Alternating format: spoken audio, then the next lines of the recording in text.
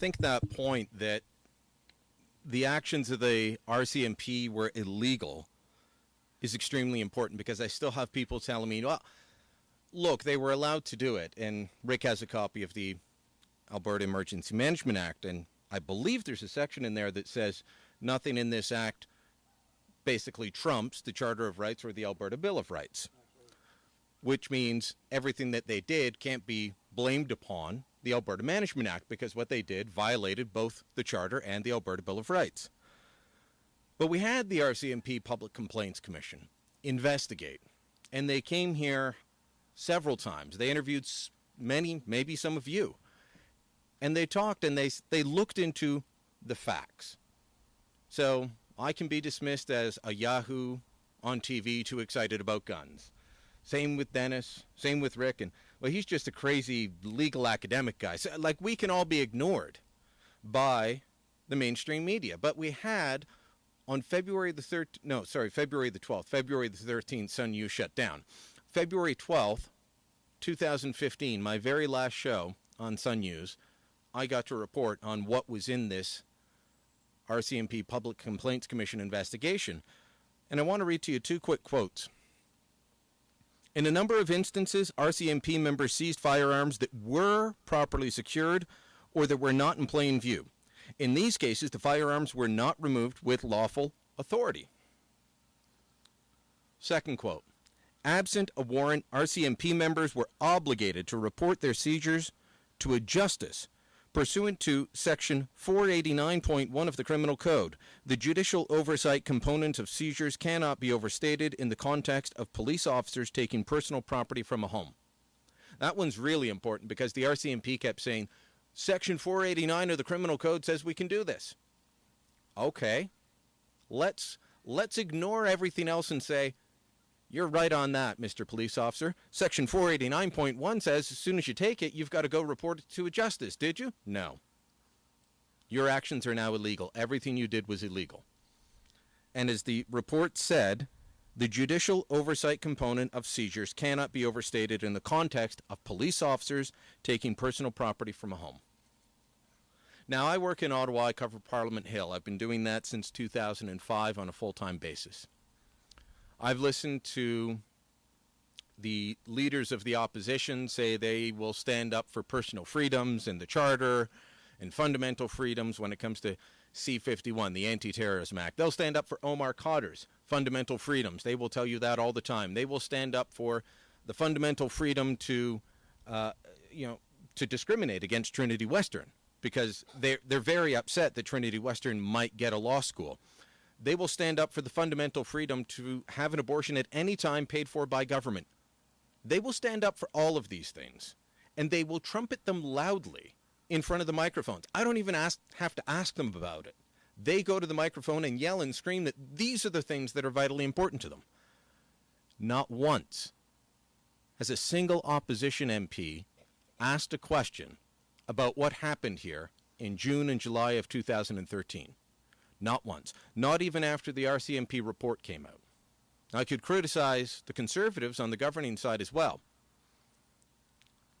but they actually stood up for homeowners and gun owners in the middle of the flood.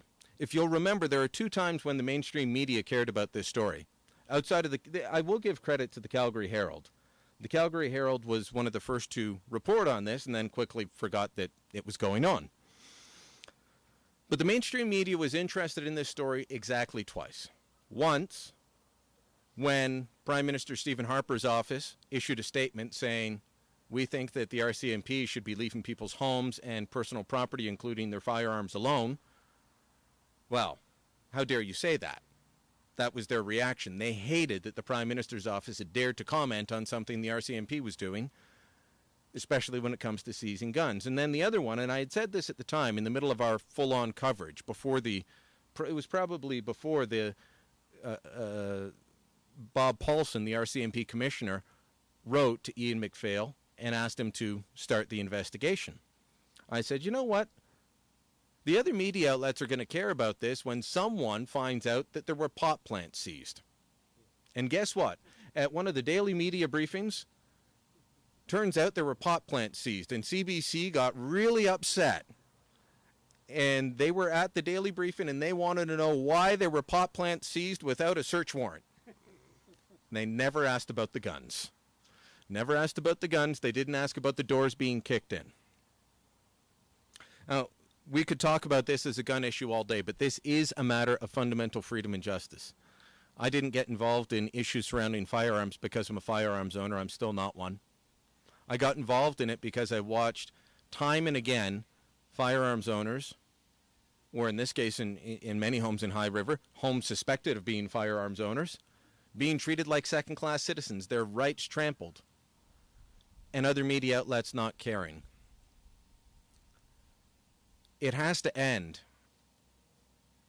It has to end, and the way that you do it is the way that we fought back against the human rights commissions and the speech codes, such as Section 13. You have to denormalize this. But what has happened is that owning a gun has been denormalized. Standing up for fundamental freedoms outside the ones that Justin Trudeau and Tom Mulcair assign as the ultimate. By the way, there's another threat to our freedom going on right now. There's a trial going on in Toronto of a guy who's being charged with criminal harassment for disagreeing with a woman on Twitter. It's true. It's true.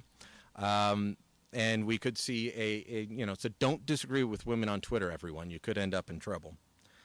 But we have to denormalize this attitude that says fundamental freedoms don't matter. We have to denormalize the attitude that says gun owners' rights don't matter.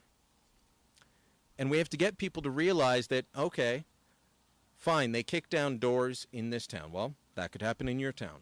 All right, well, they seize guns. I don't care about guns. Well, what if they take something that's near and dear to you? What was taken doesn't matter. The fact that the government took it without a warrant, without permission, that they didn't follow their own rules, their own laws, that's what matters. And so when we talk to people that aren't excited about this issue, that's how you have to put it to them.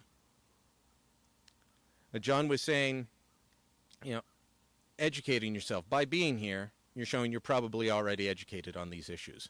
But you all have friends and families, maybe in your own house, maybe extended family, maybe your neighbors that don't care. Well, that's when you can take them to John Robson's documentary on Magna Carta, which comes out on September 1st. I just saw John one morning this week at a radio station in Ottawa. It'll come out on September 1st, 2015. They're in the middle of doing their final wraps and edits on it. That'll be a great place to start. Sharing this information, emailing it to them, print it off, show it to them, share it on Facebook. I know some of you here are very active on Facebook because I see your comments. But make sure that you're talking to people that are outside of it. Make sure that you are educating those around you. And then we all have to harass our politicians. I'll say this, someone mentioned Slave Lake, and when we started bringing up High River, they said, well, this happened in Slave Lake, it was no big deal. I said, well, we didn't know it happened in Slave Lake till way after the fact. It is a big deal. Right now, there's evacuations going on in Saskatchewan. I have not heard of this happening yet in Saskatchewan. But I can tell you that there are senior people in the government of Saskatchewan well aware of what happened in High River, and they don't like it. And through back channels, I reached out to different people that I know there and said, please make sure that I'm not reporting on this the way I was reporting on High River. Make sure it doesn't happen. It shouldn't happen. It should never happen. It might be a small group here today, but you all have extended circles of influence. And if we all tap into that, and we all push, and we educate, and we cajole, and we lobby, it can make a huge difference. Some of the issues that I was mentioning earlier that the opposition leaders are very excited about and want to brag about all the time, those aren't issues for the majority of Canadians. They don't think about them most of the time. But there's a small cadre of activists that do. And they've been able to seize an agenda and push an agenda, and the politicians have jumped onto it. One thing you always have to remember is politicians are not leaders, they're followers. You show them where the parade is, and they'll try and get out in front. Thanks a lot.